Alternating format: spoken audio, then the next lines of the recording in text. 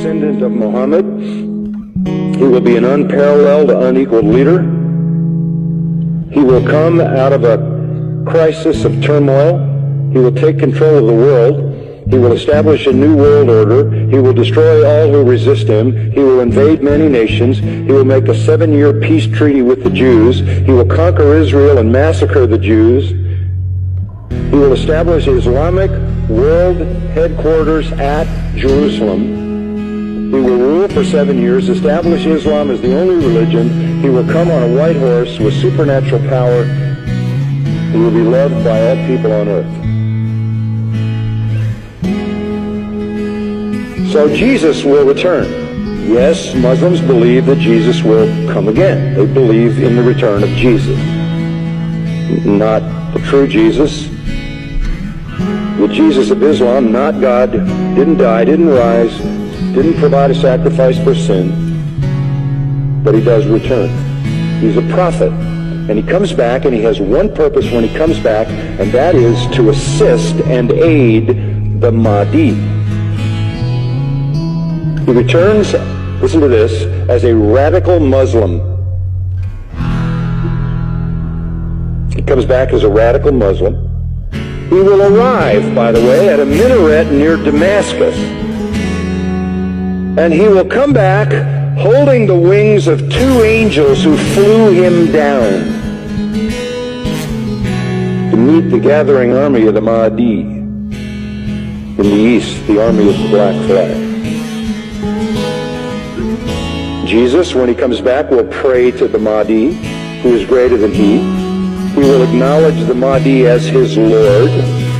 He will make a pilgrimage to Mecca.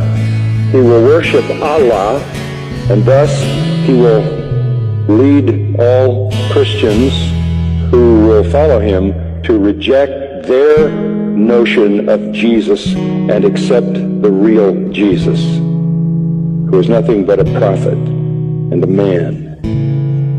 He will establish worldwide Sharia law. He will become the greatest Muslim evangelist, and he will be the final witness on the day of judgment against non-Muslims. Christians everywhere will affirm that they were wrong, that the gospel is wrong, the New Testament is wrong. He didn't die, he didn't rise, he isn't God, he isn't the Son of God. He himself will come back and point out how wrong we've been. He will correct all misinterpretations and all misrepresentations. Let me quote what their literature says. He will shatter crosses. That's metaphoric for the destruction of the church. A symbol of Christianity being placed in the church. He will kill pigs.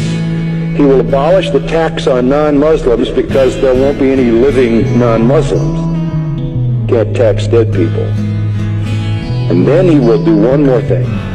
He will kill the Islamic Antichrist. He will kill the Islamic Antichrist. Then he will die and be buried by Muhammad, but not until he has destroyed Christianity by revealing who he really is. One of their writings says he espouses the cause of the Mahdi. He is the Mahdi's executioner. He is the Mahdi's enforcer. He is the Mahdi's prophet. And it is he who kills the Antichrist. That leads me to the third person. The Antichrist will show up. The Muslims call him Dajjal.